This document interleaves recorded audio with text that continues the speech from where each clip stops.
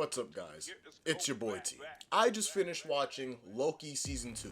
This show is the best thing Marvel has put out since Phase 3, okay? Oh, like where was this storytelling the whole time? Who wrote this? Hold on.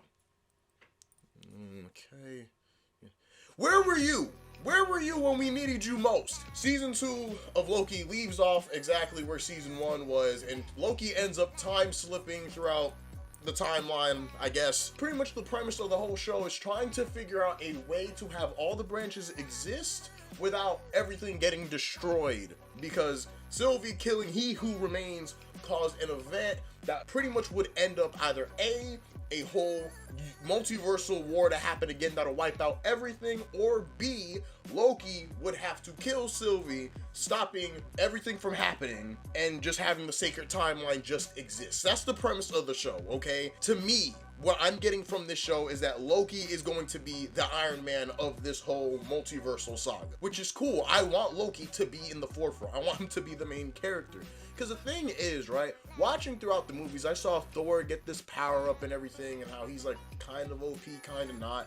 Now, I always used to wonder, like, okay, how come Loki doesn't like get a boost in power? How come he doesn't really truly become who he is like in the comics? You know what I'm saying? Because people sleep on Loki. People think that Loki is just this fool who just gets beaten up every so often by his brother and that's it. No, Loki is really powerful, especially when he attains the power of the god of stories, which I'm gonna get into in just a moment.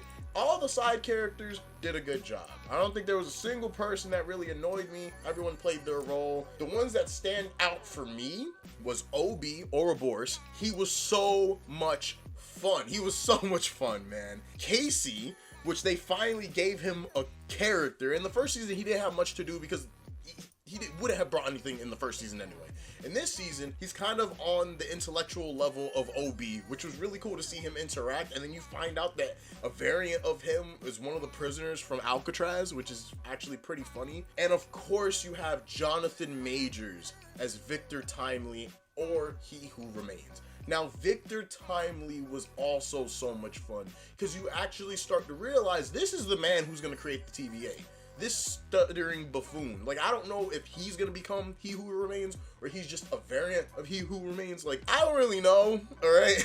This show was so weird, and I feel like after the events of Infinity War and Endgame, this is the type of stuff we should be receiving. It has to be weird, not something that we could just think of. Going towards the end of the show, you start to realize that everything comes full circle. Loki showed up in the first episode of this whole series wanting the throne, wanting glorious purpose.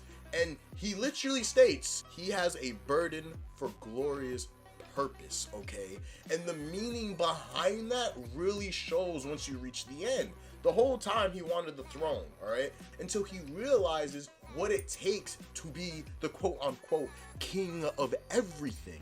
He sits down with He Who Remains and has this whole conversation about, okay, you only have these many options. And it's so cool the way they did it. Loki literally spent centuries studying the temporal loom and everything like that, just for him to realize it doesn't matter what he does. It'll all come to literally one choice, and that is sacrifice. Because being the king of everything means to sacrifice everything. They have a scene where Loki keeps trying to stop Sylvie from killing He Who Remains, and it doesn't work. Then you sit down, and literally the characters are just talking. And it was the best part of the show. Why can't they do more things like this? Loki realizes what he needs to do, and it's beautiful, man. Seeing him, in a sense, take the place of He Who Remains is amazing. In the first season, there was a scene with classic Loki, and I'm gonna put him on the screen now, of him saying his, like, you know, the glorious purpose scene. And I thought they could never get a scene as good as that ever again. You have Loki taking over that spot, becoming the god of stories, okay? Because that's what this is. He is now the god of stories. And him grabbing all the branches and bringing them together and being the one that is controlling them now, and he's the only reason why they have a chance. All the universes existing cohesively was so beautiful. Now, the God of Stories, so let me explain it to you. Pretty much, Loki in the comics, after I think it was Siege on Asgard, ended up gaining this power. His ability is within the Marvel multiverse, he can write stories. So let's just say he's like, okay, in the Avengers, I actually won the battle. That would actually happen if he wants it to. Or let's just say before he gets to the TVA, he writes down, oh, we figure out who Kang is. That will end up happening. That is what Loki is doing. It was really good, guys. If you haven't seen this season, you really should give it a watch, because this is what we deserve. This is what, honestly, the rest of the phase should be about. The multiverse, and let it be a weird story. Stop telling these traditional stories.